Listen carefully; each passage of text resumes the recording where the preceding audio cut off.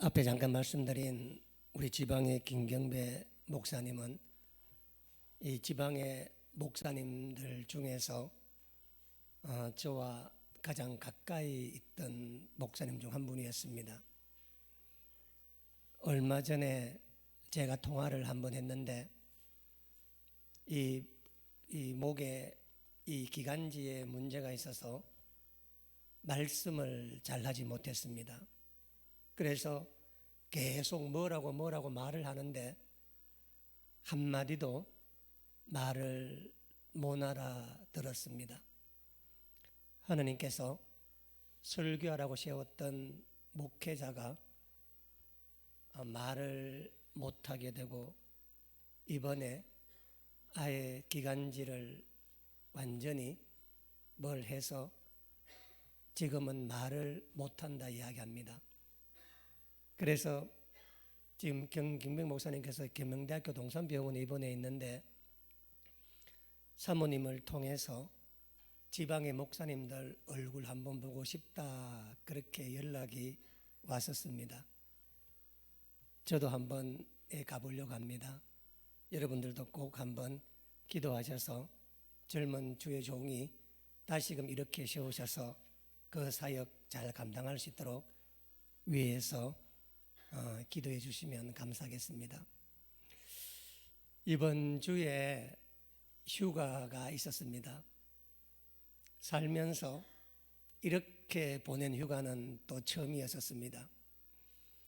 휴가 날짜를 잡았는데 우리 막내 우리 김동민 전도사가 대구 병무청에 교육이 겹쳐 잡혀 있었습니다. 휴가를 결정하고 난 다음에 병무청에서 연락이 왔었습니다. 그래서 이번 주 수요일 오후 3시까지 동민이가 병무청에 출근하면서 교육을 받았습니다. 덕분에 집에 있었는데 우리가 9월 12일 날 이사를 합니다. 김천에서 10년 정도 살았는데 주님 때가 되셔서 이제 김천을 떠나 이제 구미로 이사를 옵니다. 그래서 2박 3일간 수요일까지 집에 있으면서 전원장과 동훈이하고 제가 집안 청소를 오랜만에 한번 다 하는 시간이었습니다. 삶의 흔적이 얼마나 많은지 살 때는 몰랐는데 이사하려고 집 구석구석을 돌아보니 이렇게 많은 짐들을 이고 지고 살았는가 하는 생각이 들었습니다. 진작 버렸어야 되는데 아깝다고 또 언제 또 쓰겠지 하는 것으로 구석구석마다 들어가 있는데 정말 대단했습니다. 여러분 집도 마찬가지입니다. 남 탓 아무것도 이야기할 게 없습니다. 심지어 이런 옷이 내 옷이었는가 싶은 옷들도 있어 깜짝 놀랐습니다. 전원장이 이건 당신 옷이야. 아니 내 옷 아니야. 당신 옷이야. 여러분도 마찬가지입니다. 그리고 난 다음에 수요일 날 오후에 부산을 다녀왔습니다. 2박 3일 부산에 갔는데 부산에 간 이유가 부산에 가면 이케아라고 하는 가구 파는 굉장히 큰 매장이 있습니다. 가구뿐만 아니라 가정에 필요한 모든 물건을 다 있는 곳이 이케아거든요. 그래서 그곳에 가서 다 버리고 이사할 집에 새로 필요한 화장실이나 주방이나 그런 필요한 것들을 그곳에 사서 와서 이번에 부산에 갔지만 바다 근처도 가보지도 않았습니다. 부산에 갔지만 카페도 한번 안 가봤습니다. 오로지 그곳에서 있다가 하고 돌아오는 이번 여름 휴가였었습니다. 이번 여름 휴가 동안에 있는 동안에 이번 주일 어떤 말씀을 전할까 참 많은 고민을 하다가 사실은 금요일부터 설교 말씀을 준비하면서 이번에 이재명 대통령께서 미국을 방문하고 돌아왔던 게 대한 소감을 여러분들과 함께 좀 나누어 봐야겠다 싶어서 오늘 본문 말씀도 그렇게 정해서 그 말씀을 봤었습니다. 그런데 그래서 오늘 이제 그 이야기를 무려 A4 용지 4장에다가 제가 적어 놨거든요. 근데 오늘 아침에 제가 새벽에 이 신문 기사를 보는데 그 신문 기사 내용이 참 씁쓸한 내용이 있어서 그거 먼저 전해드리고 혹시 시간 되면 그 이재명 대통령 미국 방문기를 한번 하겠는데 무슨 얘기냐면 우리가 세상 살아가면서 우리가 놓치지 말아야 될 게 뭐냐면 세상을 자기 입장으로 봐서는 안 된다는 겁니다. 성경에서 우리에게 원죄라고 말할 때 그 원죄라고 하는 것은 특별히 어떤 나쁜 짓을 했기 때문에 그런 게 아니라 세상을 자기 중심으로 보기 때문에 그렇습니다. 그래서 선악을 분별하지 말라고 하는 말은 사람은 자기 중심으로 세상 보기 때문에 절대 선악을 분별할 수 없다는 것입니다. 무슨 얘기냐면 오늘 아침에 제가 신문을 보니까 중앙일보에 그 기자 한 분이 2018년도 서울 숙명여고에 쌍둥이 부모 사건 잘 알지 않습니까? 아버지가 숙명여고의 교무부장이었고 어머니도 교육계에 있는 그런 분이었다 그럽니다. 이 분의 쌍둥이 딸이 있었는데 되게 똑똑하고 공부를 잘했대요.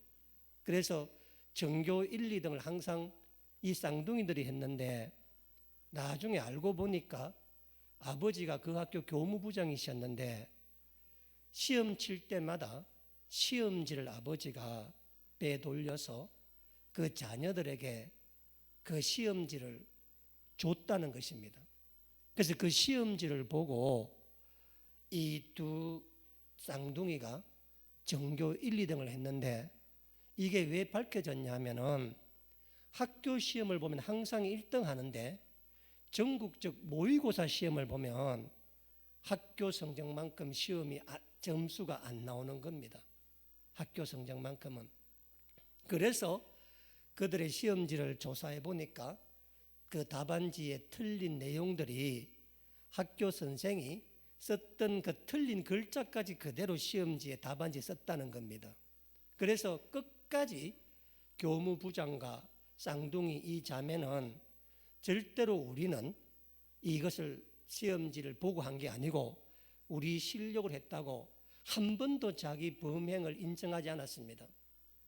그랬는데 그 2022년에 대법원 확정 판결이 납니다. 3년 징역형 확정 판결이 나고 아버지가 그 판결 받았습니다. 그리고 2년 뒤 2024년도에 그 쌍둥이 두 딸은 대법원에서 1년 징역형의 집행유예 2년을 받았습니다. 둘 전부 다 실형을 다 받았습니다. 직접적 증거는 하나도 나온 것이 없고 또 아버지나 이 자녀들이 그 했다고 한 번도 인정하지 않았지만 1심, 2심 대법원까지 답안지와 그 내용들을 보면서 확정 판결을 내렸습니다. 그래서 2022년도에 확정 판결을 받고 그 아버지가 만기 3년간 만기 수행생활을 마치고 최근에 출소를 했습니다. 원래 출소를 했거든요. 그래서 중앙일보 기자가 이분들의 그 뒷근황이 어떻게 되어 있는가 하고 찾아가서 했던 기사 내용입니다. 제가 보니까 그 기간 동안 그 기사 내용을 보면 부부가 이혼을 했대요. 어머니가 아버지와 자식을 버리고 따로 나가 사셔서 이혼을 하셨는가 봐요, 아마. 그 스트레스는 그런 것 같아요. 아버지는 3년 만기 출소 후에 서울을 살지 못해 지방에 있는 어느 작은 곳에 딸 둘과 함께 이사를 했는데, 먹고 살기 위해서 직장을 구했는데 직장을 구하지 못해서 지금 자기 살고 있는 그 동네에 주유소 주유원으로 지금 기름 넣고 그거 해주는 것처럼 아르바이트식으로 생계를 지금 꾸려가고 있다고 이야기합니다.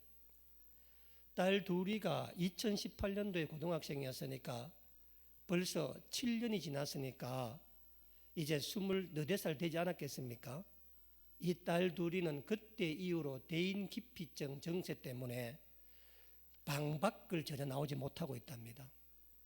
그래서 지금도 쌍둥이 딸 둘이는 하루 종일 방 안에 있어서 밥도 아버지가 만들어서 문을 열고 넣어주면은 그 밥을 먹고 난 다음에 나중에 밥그릇을 집 바깥에 내놓고 벌써 수년째를 이렇게 살고 있다는 겁니다.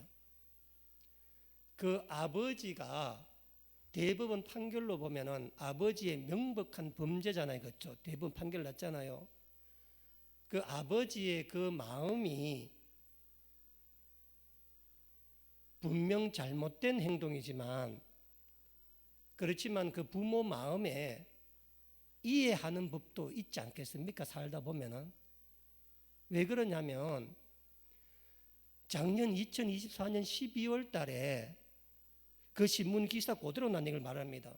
12월 달에 자녀 입시 비리로 조국 전 장관이 대법원 이 징역 2년 확정 판결을 받았잖아요. 그의 딸도 집행유예를 받았습니다. 똑같이 받았습니다. 쌍둥이 아버지가 받았던 그 일과 조국 전 대표가 받았더니 똑같이 받았는데, 쌍둥이 아빠는 3년을 만기로 살고 다 나와서 부부가 이혼하고 집안이 모두가 다 풍지박살이 났는데, 조국 대표는 2년 만기 가운데 8개월만 살다가 사면 복권되어서 가정에 돌아왔고, 자기 딸 조미는 유명 인플루언서가 되어서 엄청난 수익을 거두고 있고, 이 제가 누굴 비난하려고 한 게 아니라 중앙일보 기사에 그렇게 나왔더군요. 보니까 이 두 걸 보면서, 그러면서 한 부모는 같은 입시 비리로 집안이 다 망했는데, 다른 한 부모는 그것이 마치 훈장받은 것처럼 사면 복권되어서 떵떵거리며 전국을 돌아다니며 내년 뭘 한다, 이렇게 하는 게 우리 사회의 정의로운가라고 하는 것에 대한 기사 내용이었습니다. 나중에 가셔서 전문을 한번 보시면 제가 한 얘기, 더 자세한 얘기가 나와 있는데, 그 조국 전 대표나 쌍둥이 아버지의 마음을, 저도 아들 키우는 아버지잖아요. 그렇죠? 저도 100번 이해가 됩니다. 저도 만약에 제가 교무부장이었다면 우리 아이들이 공부를 좀 잘했으면 좋겠다 하는 마음에서 해서는 안 될 일이지만은, 아버지니까 자녀를 위해서 그런 마음을 가지고 있다고 생각합니다. 조국 전 대표처럼 그런 능력과 위치가 되면은 자녀 표창장 하나 위조해 주는 게 무슨 큰 죄라고 그렇게 해줄 수 있다고도 생각을 합니다. 그러나 그런 마음을 가지고 있는 것과 내가 그 일을 통해 죄를 저질렀을 때 그 죄를 받아야 하는 문제는 다른 문제입니다. 무슨 얘기냐면, 세상에 그 어떤 사람도 다 자기 입장이 있습니다. 그게 무슨 큰 죄냐? 내가 사람을 죽였냐? 내 자식 잘 되라고 표창장 하나 있는데 누구나 다 하는 거다. 그 말이 뭔 틀린 말이겠습니까? 그렇죠? 그러나 우리 현행법에 사문서 위조는 뭐예요? 범죄입니다. 범죄. 내가 아버지로서 가지는 마음들, 내가 부모로서 자식에게 해주고 싶은 마음이 있는 것과 별개로 범죄는 질서를 어기는 겁니다. 질서를. 그래서 내 형편이, 내 입장이 아무리 옳다고 천번 만번 외쳐도 그것이 하나님 세우신 질서가 어긋나면은, 세상에 말하면 세상법에 어긋나면은 감옥을 가야 되는 게 당연한 겁니다. 그것이. 그래서 제가 여러 번 말씀드렸잖아요. 불이 난 현장에는 질서는 소방관이 세우는 겁니다. 대통령이 와도 누구 말 들어야 돼요? 소방관 말 들어야 돼. 대통령이 와도. 가정은 부모가 질서를 세우는 겁니다. 남편이 질서를 세우는 겁니다. 하나님 그렇게 질서를 만들어 놓은 겁니다. 그래서 살다가 내 입장이 되게 크고 누가 들어봐도 내 말이 옳을 거야 라고 이야기해도 성경은 항상 세운 질서가 어긋나면은 내 뜻이 아무리 옳아도 옳지 않다고 말합니다. 우리 전부 다 마태복음 16장을 한번 펴보세요. 마태복음 16장. 여기 보면 예수님께서 놀랍게도 베드로에게 사단이라고 이야기를 합니다. 여러분, 베드로가 누구입니까? 예수님 말씀에 따라 배와 그물을 버려두고 따른 주님의 제자였잖아요. 그렇죠? 그러면 인간적으로 베드로가 무슨 죄를 지어도 그런 말 하면 안 되잖아요. 그렇죠? 그런데 주님께서 말씀합니다. 그런데 주님께서 베드로에게 사단이라고 이야기했던 그 말이 지금 우리가 볼 때는 이해가 안 돼. 왜 이해가 안 되냐면 21절 보세요. 베드로가 무슨 말, 이런 말 한 게 베드로가. 보세요. 이때부터 예수 그리스도께서 자기가 예루살렘에 올라가 장로들과 대제사장들과 서기관들에게 많은 고난을 받고 죽임을 당하고 제3일 살아날 것을 제자들에게 처음 말씀을 하셨거든요. 자, 날 한번 보세요. 예수님께서 제자들에게 나는 이제 예루살렘에 올라가서 제사장들에게 체포되어서 매 맞고 고생하다가 죽게 될 거다, 이렇게 말한 겁니다. 그때 베드로가 뭘 했느냐? 주님, 그런 일이 죽게 있지 않게 하옵소서. 늘 보세요. 베드로의 말에 1.1에 틀린 말이 있어요, 없어요? 없습니다. 베드로가 잘못된 말 했어요, 안 했어요? 안 했습니다. 베드로가 주님을 위한 말 했어요, 자기를 위한 말 했어요? 주님을 위한 말 했다고. 아니, 베드로의 이 말 어디에 사단이라는 말을 들을 만한, 베드로 입장에서 봤을 때는 뭐예요? 기가 막힐 일이라. 내가 무슨 얘기를 했다고, 내가 무슨 잘못된 얘기를 했다고 예수님께서 공개적으로 사람들 앞에서 사단이라고, 썩 물러가라고, 다시 내 앞에 서지 말라고 이 이야기를 왜 했냐 하는 겁니다. 이것은 베드로의 말이 틀려서가 아니라 하나님께서 예수님을 통해 세우신 구원의 질서를 베드로가 몰랐던, 그래서 네가 하나님의 일을 생각하지 않고 뭐 했다는 거예요? 사람의 일을 생각했다는 겁니다. 그러니까 쌍둥이 아버지나 조국 전 대표가 어딜 가서 자식 사랑하는 게 죄냐? 너희들은 그렇게 살지 않느냐? 이렇게 말해서는 안 되는 이유가 뭐냐면은 우리나라 현행법 질서에 뭐예요? 그런 거 하라는 거 하지 말라는 거예요. 하지 말라는 거라. 네가 아무리 네 입장이 남들이 들어도 다 동의할 것 같은 입장이지만 질서를 세우신 하나님께서, 그래서 에덴 동산에서 하나님 선악과 먹지 말라고 하면 먹지 않는 게 질서라. 어떤 명분과 구실과 합리적 이유가 되고 왜 먹어야 되는가 설명하는 것은 안 된다는, 그게 죄라는 거라. 그래서 우리가 살아가면서 하나님 앞에 가장 충성되이 섬기는 것은 뭐냐면 내가 어떻게 살 것인가가 아니라 주님 세우신 질서에 따라 사는 겁니다. 질서에 따라서. 그 질서에 따라서 살아야 내 인생에 후유증이 없는 거야. 왜냐하면 내가 하나님 말씀을 따랐는데 순행했는데 내게 잘못이면 하나님 책임져 주시는 겁니다. 그런데 하나님 뜻보다는 하나님 뜻을 빙자해서 내가 선악과를 먹어야, 내가 지혜가 밝아져야 주님 맡기신 에덴 동산을 더 잘 돌보지 않겠습니까?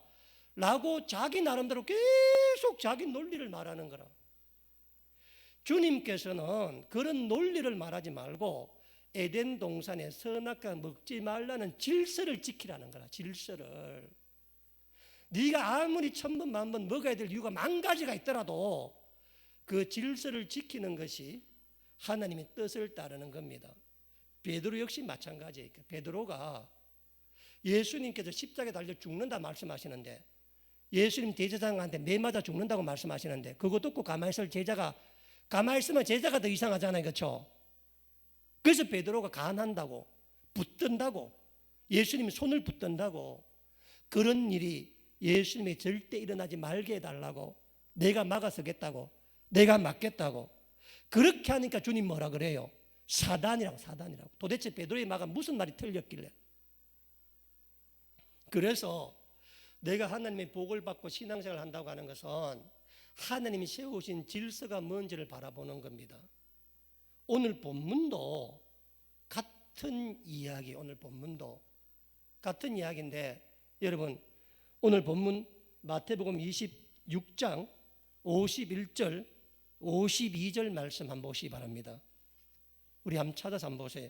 51절 52절 말씀인데, 예수와 함께 있던 자 중에 하나가 손을 펴 칼을 빼어 대제사장의 종을 쳐 그 길을 떨어뜨리니, 이에 예수께서 이르시되 너의 칼을 도로 칼집에 꽂아라.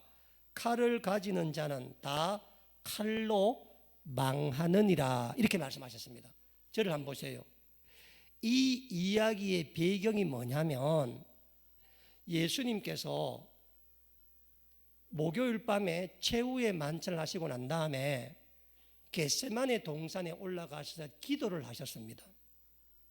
새벽쯤까지 기도를 하셨는데, 새벽에 대제사장이 보낸 군사들이 들이닥쳐서 예수님을 붙들어 갑니다. 그리고 그날 새벽에 본디오 빌라도에게 데리고 가서 재판을 받고, 그날 9시에 골고다 언덕의 십자가에 못 박히고, 그날 오후 3시에 예수님 돌아가십니다. 제가 왜 순서를 말씀드리냐면, 오늘 본문은 예수님께서 십자가에 돌아가셔 죽고 숨을 거두기 전 불과 11~12시간 전의 일입니다. 11~12시간 전의 일. 그러니까 같은 날에, 예수님께서 한 10시간 뒤에 십자가에 죽는다고, 그러니까 죽기 전에 11~12시간 전에 있었던 것인데, 그때 예수님께서 하신 말씀이니까 오늘 본문 52절에 예수님이 본인 입으로 칼을 3번이나 언급했습니다. 칼을. 그런데 여기 예수님이 언급하신 칼은 집에 쓰는 그런 부엌칼을 말하는 게 아니라 전쟁에 나가서 사람을 죽이는 헬라어 원어를 보면은 살생용 칼을 지금 예수님께서 말씀하는 겁니다. 그래서 누구든지 그 살생용 칼을 빼앗은 자는 반드시 그 칼로 인해 만다는 거예요. 자신도 망하게 될 거라는 이야기입니다. 여러분 저를 보세요. 칼은 칼집에 꽂혀 있을 때 칼을 진 사람의 권리를 인정해 줘야 됩니다. 그런데 그 권리와 위험을 인정해 주지 않고 칼집에서 칼이 빠지는 순간 이 칼은 다시는 내 힘으로는 칼집에 넣을 수가 없어요. 왜냐하면 한 번 휘둘러진 칼은 이 칼 때문에 다친 사람이 나와 그 사람은 또다시 보복하기 위해서 칼을 갈아. 지금 우리나라 정치를 보세요. 그러니까 그 칼을 받았을 때 칼집을 꽂아놓고 그 칼을 빼지 않고 권위를 보여야 되는데, 칼을 빼는 순간 다시는 지 힘으로 칼을 못 넣어. 다시는. 그만큼 칼은 무서운 거예요. 무서운 거. 그래서 예수님께서는 베드로가 오늘 이 칼 뺀 자에게 칼로 흥한 자는 칼로 망하니 빨리 네 칼을 칼집에 꽂아라. 그래서 내가 칼 한 빼잖아요. 그렇죠? 예를 들어서 내가 칼을 쥐고 있는데, 나의 영적 권위가 있는데, 내가 권위가 있는데, 그 권위에서 칼을 뺐으면 빨리 칼을 도로 집어넣어야 돼. 오래 칼을 빼고 있으면 다시는 못 집어넣는다니까. 그래서 칼은 칼집에 있을 때 힘이지, 진짜 힘이지. 칼집에 나오는 순간 모두를 두렵게 하고 불안해하고, 심지어 자기조차도 불안해하는 게 바로 이 칼입니다. 그런데 여기에 왜 칼이 나왔는가? 지금 예수님께서는 마지막 십자가를 지기 한 10서너 시간 전에 겟세마네 동산에서 십자가를 지라는 아버지의 뜻을 받들기 위해서 지금 간절히 기도하고 있었는데, 그때 대제사장이 보낸 군사가 유다와 함께 들이닥친 겁니다. 그런데 47절에 보면은 그 군사들이 뭘 들고 왔느냐? 칼과 뭘 들었다 그래요? 몽치가 뭐냐면요, 나무 몽둥이. 나무 몽둥이를 예수님께서 사람 죽인 사람도 아니고 예수님 죄인도 아닌데 예수님 잡기 위해서 군사를 손에 뭐가 들리는 거예요? 나무 몽둥이를 누가 제자 중 하나가 본 거예요. 더더욱이 48절에 보면은 가룟 유다가 그 대제사장과 짜고 오잖아. 암을 짜고 오잖아. 뭘 짜고 와요? 내가 입 맞추는 자가 내가 팔자다. 여러분, 입을 맞춘다고 하는 것은 사람과 사람 사이에서 그보다 더 가까워질 수 있어요, 없어요? 사람이 입 맞춤보다 더 가까워질 수 있는 방법이 있어, 없어? 그렇게 가장 가까이 와서 스승을 배신한 거라. 멀리 저 사람이다 캐도 되잖아. 그러니까 가룟 유다는 사람이 사람한테 가장 가까이 올 수 있는 방법으로 예수를 판다고. 그러니까 옆에 있던 제자 하나가 돌겠어, 안 돌겠어? 지금 마태복음을 보면은 이 사람 이렇게 나오죠. 마태복음 51절에 보면 예수와 함께 있던 자 중 하나 나오잖아요. 그렇죠? 누군지 몰라. 그런데 동일 내용을 전한 요한복음 18장에 보면은 이 사람 이름이 베드로야. 18장에 보면은.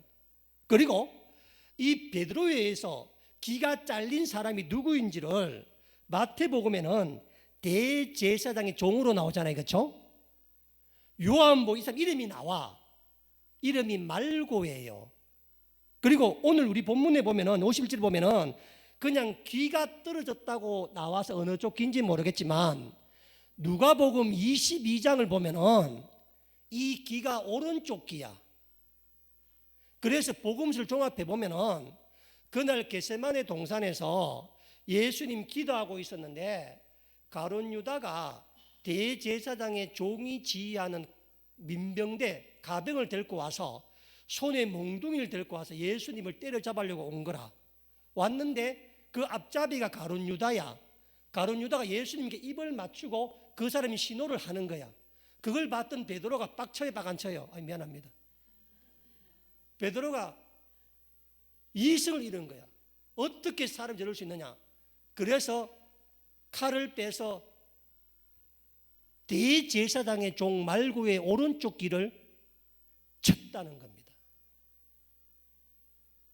이게 언제 있었던 일이라고?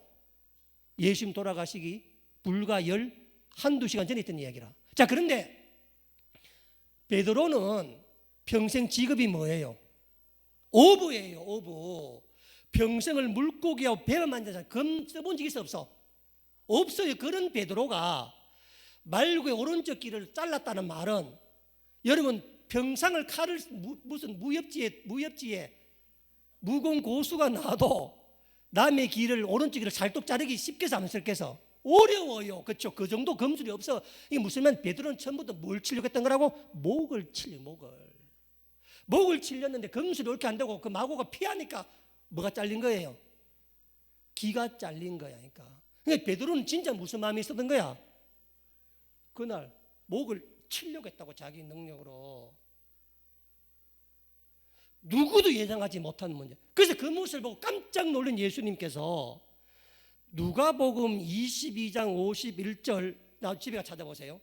1절에 이렇게 예수님께서 뭐라고 말씀하시냐면은 이렇게 말씀하십니다. 예수께서 일러 이르시되 이것까지 참으라. 그런데 이거 있잖아요. 예수께 일러 이것까지 참으라라고 말씀하셨는데, 이때 참으라라고 하는 말은 우리나라 말로 번역이 적절치가 못하니까 성경 원어를 보면요, 참으라는 말이 아니라 이것까지 허락하라는 뜻입니다. 이것까지 원어로는. 그래서 성경 원어를 보면은 주석가들도 동일하게 적어 놨는데, 예수께서 일러 이르시되 이것까지 참으라는 이 말을 누구에게 했는지에 대한 내용이 안 나와요. 그래서 이 말을 베드로에게 했다면은 저들이 내게 이렇게 하는 것을 너희가 허락하라. 왜? 아버지의 뜻이니까. 그러니까 제자들에게 가만히 있고 저들이 하는 대로 너희들은 그냥 허락하고 내버려 두라는 뜻이고, 만약 이 말이 기가 잘린 말고의 한 말이라면은 내 제자 베드로를 용서해 달라는 뜻입니다. 그런데 더 놀라운 점은 뭐냐면은 누가복음 22장 51절에 예수께서 이거 참으라 말씀하셨는데, 이렇게 참으라 말씀하신 다음에 이 말 덧붙입니다. 그 귀를 만져 낫게 하시더라. 그런데 여기에 예수님 사용하신 낫게 한다는 말은 고친다, 치료한다는 말이 아닙니다. 여기 사용된 이 낫게 한다는 단어는 온전케 하다, 완전케 하다는 뜻입니다. 무슨 말이냐면은, 여러분 베드로가 지금 말고의 귀를 잘랐잖아요. 그렇죠? 그러면 천하의 어떤 외과 의사가 와서 귀신같이 고쳐도 흉터가 남아요, 안 남아요? 흉터가 남습니다. 귀가 잘려졌으니까. 그래서 고치다, 치료하다는 말은 고쳐졌지만 흉터가 남다는 뜻이에요. 그런데 예수님 여기서 낫게 했다는 이 단어는 고친 정도가 아니라 처음 창조될 때 그 모습 그대로, 말고가 어머니 뱃속에 태어날 때 그 모습 그대로 말고의 귀가 뭐 했다는 거예요? 흠 없이, 상처 없이 원래 그대로 주님 빚으실 때 그대로 그 귀로 만들어 주었다는 뜻입니다. 자, 이게 예수님 생애에 마지막 했던 기적입니다. 이게 불과 몇 시간 전에 한 기적이라고? 한 11~12시간 전에 예수님 생전에 마지막 행한 기적이 베드로가 귀를 잘라내었던 대제사장의 종 말고의 귀를 고쳐주는데, 일반적으로 치유하고 고쳐준 것이 아니라 창조자의 손으로 처음 모습 그대로, 자르기진 모습 그대로, 흉터 없는 그대로 그 귀를 고쳐주었다는 겁니다. 베드로는 자르고 예수님은 고쳐주었는데, 예수님 행동과 베드로 행동이 너무 달라요. 왜냐하면 베드로 입장에서 봤을 때는 대제사장의 종이라 그러잖아요. 그렇죠? 지금 대제사장 집에서 군인들이 왔는데 대제사장의 종은 대제사장을 대리하는 사람입니다. 이 사람이 거기 책임자야. 이 말고가 와서 예수님을 몽둥이로 잡으려고 하니까 베드로가 얼마나 화가 났는지 자기 스승을 보호하기 위해서 베드로가 길을 잘랐잖아요. 그렇죠? 이게 잘못된 행동입니까? 베드로 입장에서 봤을 때는. 여러분 부모가 길에서 깡패 한 대 맞고 있는데 지나치는 게 옳은 자식의 행동이에요? 깡패를 말리는 게 옳은 행동이에요? 물을 필요가 뭐 있어? 내 스승이 지금 몽둥이로 맞을 판인데 그 스승을 보호하는 게 제자의 옳은 일이지. 여러분, 어떤 경우에는 아픔은 아픔대로 받아야 합니다. 우리 인생의 모든 아픔을 다 제거하는 게 옳은 일이 아니니까. 때로는 고통은 고통대로 받아야 돼요. 우리 인생 살아가면서 고통대로. 제가 오늘 본문을 왜 이 본문을 정했냐면은 제가 짧게만 말하면 내가 정치적으로 어디에 있든 간에 이재명 대통령은 우리나라 대통령이잖아요. 그렇죠? 우리나라가 세계 10위 경제권 안에 드는 나라입니다. 우리나라는 6.25 2차 세계대전 이후에 유엔에서 공식적으로 인정한 선진국입니다. 지금 전 세계에서 2차 대전 이후에 남의 나라를 식민지 삼지 않고 오로지 자국의 힘만으로 선육된 유일한 나라는 전 세계 우리나라뿐입니다. 그리고 전 세계에서 핵무기를 제외한 재래식 무기로 가장 힘센 나라가 우리나라입니다. 그런 우리나라 대통령이 미우나 고나 대통령이잖아요. 그렇죠? 그 대통령이 미국 대통령을 방문하러 갔는데 그때 지난주에 한미경제연구소라고 하는 아주 근위 있는 연구소가 있습니다. 그 연구소 스콧 스나이더라고 하는 연구소 미국 사람 소장이 이재명 대통령의 조언을 했습니다. 그 조언이 신문에 대문자막에 나서 뭐냐 하면은 트럼프 대통령과 회담 중에 트럼프 대통령이 잘못된 숫자를 말하더라도 절대 그 자리에서 잘못되었다 말하지 말고 그냥 받아들이라는 겁니다. 나중에 실무자들이 숫자 고치면 되니까 그 자리에서 트럼프 대통령의 심기를 건드릴 만한 말을 절대 하지 말라는 이야기입니다. 자존심 상해요, 안 상해요? 조언이 무슨 그런 조언이 있어? 나라가 크든 작든 간에 대통령은 국민들이 뽑은 분이잖아요. 그렇죠? 우리나라 대표하시는 분이잖아요. 그렇죠? 그분이 미국 대통령에게 칭찬해주고 아부만 떨으라고 조언을 해주는 겁니다. 실제로 그렇게 하셨어요. 가셔서 국익을 위해서, 실익을 위해서 말입니다. 그리고 3,500억을 미국에 직접 투자한다잖아요. 그렇죠? 드러난 것만 3,500억이 476조입니다. 원래 우리나라 예산이 660조예요. 그러니까 우리나라 예산 3분의 2를 트럼프 재임 기간 동안 다 넣어야 됩니다. 그리고 거기 나오는 이윤 90%는 미국이 다 가져간답니다. 세상에 이런 무지막지한 사람이 어디 있습니까? 관세를 올린다고 하는 것은 겉으로 드러난 정책일 뿐 실제로 뭐 전 세계 모든 기술과 공장과 그거를 전부 다 어디 갖고 온다는 거예요?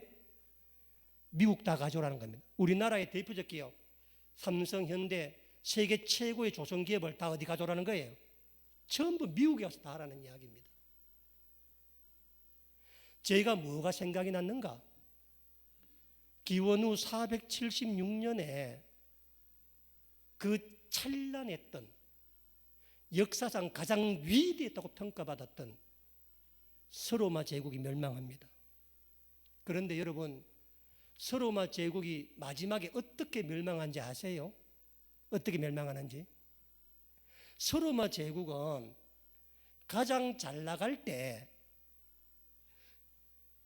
그 인구의 반이 노예였습니다. 반이 노예. 그러니까 로마 사람들은 노예로 움직이던 사회가 로마 세계였었습니다.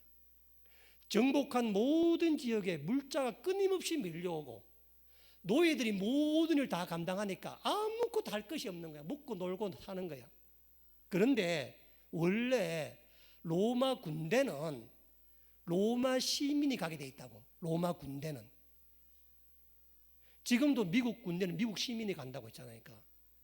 그런데 그 로마 군대를 가는데 로마 사람들이 군대 가고 싶겠지 안 가고 싶겠어요? 안 가고 싶지. 돈도 많고 많은데. 그래서 경제적 효율을 따져보면 로마 사람 하나 군대가 쓰는 비용보다도 외국인 용병 하나 고용하면 반에 반도 안 돼. 우리나라도 전 세계도 외국인 쓰잖아요. 공장에. 그래서 로마 사람들이 게르만 용병들을 로마 군대로 고용을 합니다.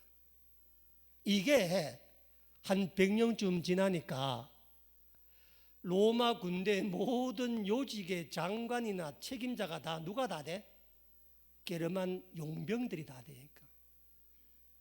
그래서 로마가 멸망할 때 마지막 황제 로물루스라는 황제를 누가 죽이냐면 용병대장 오케아도로라고 하는 사람이 그 사람을 죽이고 로마를 멸망시키고 이탈리아 왕국을 만듭니다. 그러니까 로마는 어떻게 멸망됐냐면 로마의 부와 권력을 지키기 위해서 고용한 용병들 때문에 그 용병들이 로마를 멸망시킨다고. 지금 트럼프 대통령이 전 세계에서 가장 잘 나가는 용병을 미국에 끌어들이잖아. 삼성, 현대, 조선뿐만 아니라 전부 다 미국에 와가지고 미국처럼 하라고 있잖아요. 제가 감히 장담하지만 100년 뒤에 오늘 이 정책이 제가 볼 때는 미국의 국운을 가르는 중심이 될 겁니다. 지금 미국 대통령 가운데 미국 200년 역사 가운데 가장 힘센 대통령이 트럼프 대통령이잖아요. 그렇죠? 이분이 지금 전 세계 모든 돈과 전 세계 모든 기술과 전 세계 모든 인력과 전 세계 모든 공장을 다 어디로 오라 그래요? 미국으로. 오도 아케르가 그 중 한 명 날 겁니다. 100년 안에. 나중에는 그 용병 중에 미국 대통령 나올 겁니다. 그러면 그 사람은 근본이 어디예요? 여러분, 근본은 안 바뀌어. 동양인이 어떻게 미국인 되겠습니까? 어떻게 되겠습니까? 세월 살다 보면은. 그 게르만 민족 100년을 150년을 용맹해지지만 로마 사람 안 돼요. 그 사람들 전부 다. 왜 안 되느냐? 용병이 있으면서 무슨 대접을 받아? 인종차별, 푸대접, 오만 걸 다 받는다고. 오만 걸 다. 지금 전 세계에서 갔던 이 유수한 기업들이 미국 정부의 차별을 안 받겠습니까? 한번 생각해 보세요. 결국은 뭐냐? 그래서 칼로 망한다, 칼로 흥한다고 오늘 이 설교를 잡은 거예요. 사실 제가 오늘 설교했던 내용들이. 그런데 오늘 본문을 보면요, 똑같은 현장에서는 예수님의 행동과 베드로의 행동이 달라요. 베드로는 자기 볼 때는 말고는 100번 죽어도 싼 놈이야. 그렇죠? 자기 스승을 죽이러 왔으니까. 유다와 함께. 그런데 예수님은 어떻게 했는가? 자, 보세요. 제가 예수님께서 말구기를 어떻게 했다고요? 온전케 했다. 창조 때처럼 완전히 흠없이 했다. 이것이 예수님 뭐라고? 마지막 기적. 예수님의 마지막 생애의 마지막 기적은 베드로가 잘랐던 제사장의 종, 자기를 죽이러 온 사람, 자기를 해하려 온 사람, 원수예요. 그렇죠? 원수의 길을 그냥 고쳐준 것이 아니라 창조주의 손으로 창조 때의 모습으로 회복시켜준 거야. 왜 그렇게, 예수 왜 그렇게 했을까? 예수님께서? 여러분, 예수님께서 왜 마지막 기적으로 그냥 고쳐줘도 되잖아. 그렇죠? 수술 적으면 어때? 고쳐주면 되지. 왜 그렇게 하셨느냐? 이유가 뭐냐면 이 사람 신분이 뭐라고? 대제사장의 종입니다. 대제사장은 지금 어떤 사람이야? 예수님 어떻게 한 사람이라? 죽인 사람이 원수잖아. 그렇죠? 그런데도 불구하고 대제사장은 누굴 섬기는 분이에요? 하나님을 섬기는 분이고, 대제사장의 종은 그 대제사장을 섬겨서 같이 하나님을 섬기는 종입니다. 그런데 성경 레위기서를 보면은 하나님을 섬기는 자는 몸에 상처가 있으면 돼, 안 돼? 몸이 부정하면 돼, 안 돼? 이 사람이 일반 사람이었으면 그냥 길을 붙여주고 끝냈다고. 그러니까 예수님의 세심만 보라는 겁니다. 예수님 일하시는 보라는 거라. 예수님은 마지막까지 자기를 죽이러 오고 벼락을 내어서 쳐줘야 되는데, 보세요. 우리가 뭐라 그러느냐? 이 33절, 53절에 너는, 베드로가 하는 말, 너는 내가 내 아버지께 구하여 지금 12군단 더 되는 천사를 보내게 할 줄 네가 그런 힘이 없는 줄 아느냐? 여기 군단은 뭐냐면 로마 군단의 편제를 말하는 겁니다. 로마 황제 아우구스투스가 황제가 되고 난 다음에 로마 군제를 편제하는데, 로마 군제 가운데 가장 큰 규모가 군단이에요.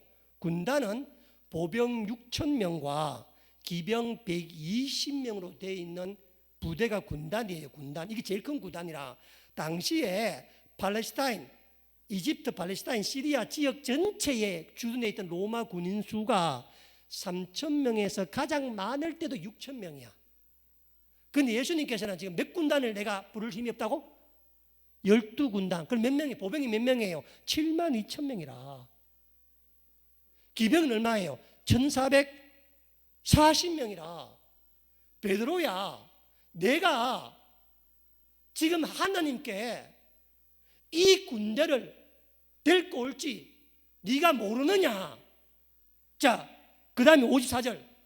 내가 만일 그렇게 하면, 내가 만일 네 방식대로 하면, 내가 만일 너의 생각대로 하면 이런 일이 있으리라. 이런 일이 있으리라고 또 번역이 적절치 못해요. 원어는 이런 방식으로 세상을 구원하리라. 이런 방식으로, 뜻이 이런 그러니까 반드시 이런 방식으로 하나님이 세상을 구원하시겠다고 말씀하신 성경을 어떻게 내가 이루겠느냐? 그러니까 하나님이 예수님께 원하는 세상의 구원의 방식은 마태복음 16장에 예수님 이미 밝히신 대로 제사장에 붙들려 가서 매 맞고 찢기고 십자가에 달려서 그런 방식으로 하나님께서 나를 구원하시려고 했는데, 내가 네 방식대로 하면, 칼을 들어 길을 자르고 12군단 불리고 다 하면 이곳은 정리가 되겠지만, 나는 이름이 돋보이겠지만, 하나님이 나를 통해 하나님의 방식으로 이루고자 하는 그 방식을 내가 어떻게 이루겠느냐? 여러분, 겸손해야 한다는 겁니다.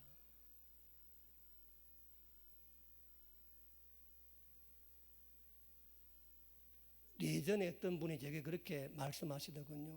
어디 교회가 베들교회 뿐이냐? 맞습니다. 어디 교회도 많죠, 그렇죠? 많지 않겠습니까? 그런데 하나님 어떤 어떤 방식으로 하는가를 알아야 되는 겁니다. 여러분이 있는 자리가 이 교회에 있다면 이 교회 방식으로 구원이 임해야 되는 겁니다. 하나님께서. 이게 질서라. 이게 베드로의 생각은 틀린 게 한 개도 없어. 또 스승을 위하는 거라. 자기 부모 같은 예수님을 위하는 거라. 어떻게 가룟 유다와 저런 자를 주님 가만히 놔두고 내가 오늘 당장 다 정리하겠습니다. 주님 말씀한 게 뭐냐면은 베드로야 이것도 하나님께서 내게 허락한 것이니 이것까지 참으라. 내가 네 방식대로 할 줄 몰라서 그러느냐. 그런데 내가 네 방식대로 하면 하나님께서 내게 원하신 방식에 성경에 나와 있는 것 어떻게 내가 이룬단 말이냐.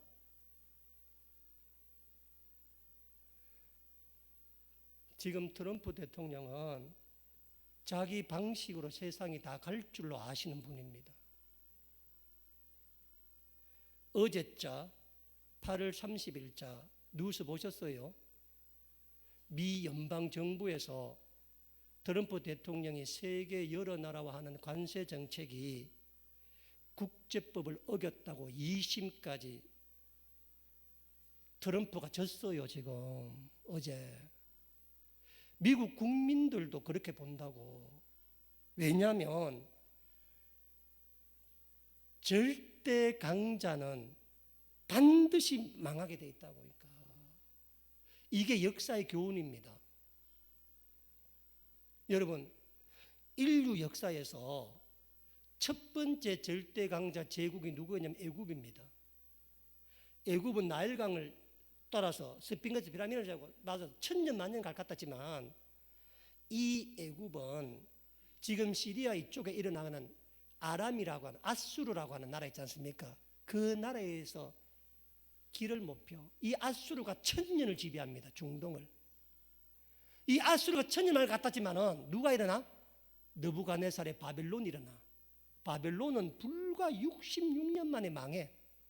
그 성전을 다 물들고 천년 만년 해물 같았지만은 그 66년 만에 바벨론을 멸망시킨 게 누구예요?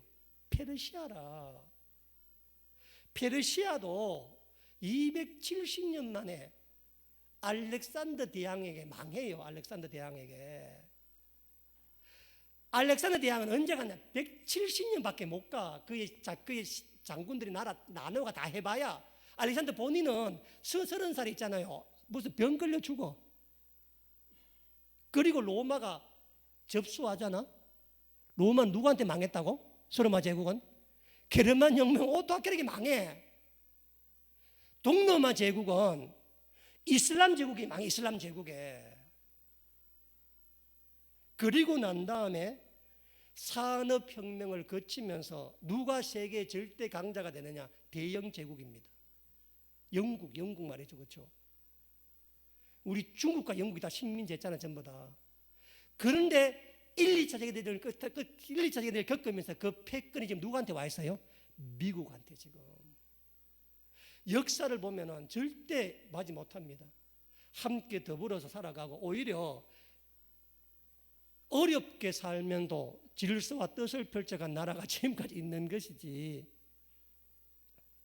그래서 오늘 제가 여러 가지 이야기를 했습니다만은 우리가 살아가면서 베드로처럼 또는 쌍둥이 아빠처럼 또는 조국 전 법무부 장관처럼 이게 무슨 큰 죄라고 이 집과 이렇게 샅샅이 하느냐? 너희는 자식 안 키우느냐? 예, 키웁니다. 제가 더더욱 동의해요. 그런 마음 듭니다. 그러나 그것이 법을 어긴 것을 정당할 수는 없는 겁니다. 법 어긴 것을. 그거를 사람 죽이고도 죽일 만한 이유를 들이대면 돼야 안 돼요? 안 되는 거예요. 그거는. 베드로도 마찬가지야. 베드로도 자기도 얼마나 위하지만 자기 뜻대로 100% 생각. 야, 한번 들어봐라. 내가 서점에 아무리 이야기해도 예수님 뭐라 그래? 사단이라고 이야기합니다. 사단이라고. 이 사단 짓이라. 사단이 하는 행동이 하는 거라. 그래서 자기 의견을 끝까지 고집을 하는 사람 사단이 하는 짓인 거라. 전부 다.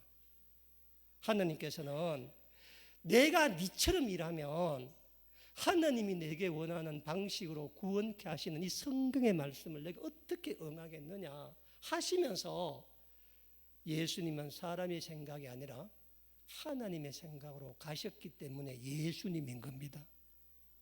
여러분들도 어떤 일 하다가 생각이 있을 때, 갈등이 있고 아니면 이렇게 머리가 합리적 생각이 들 때, 그때 여러분 중심으로 또는 사람한테 가서 이게 얼마나 옳으냐고 묻지 마시고 하나님 질서에 맞는가 안 맞는가를 물어보시고 그렇게 가셔야 인생의 의정이 없습니다.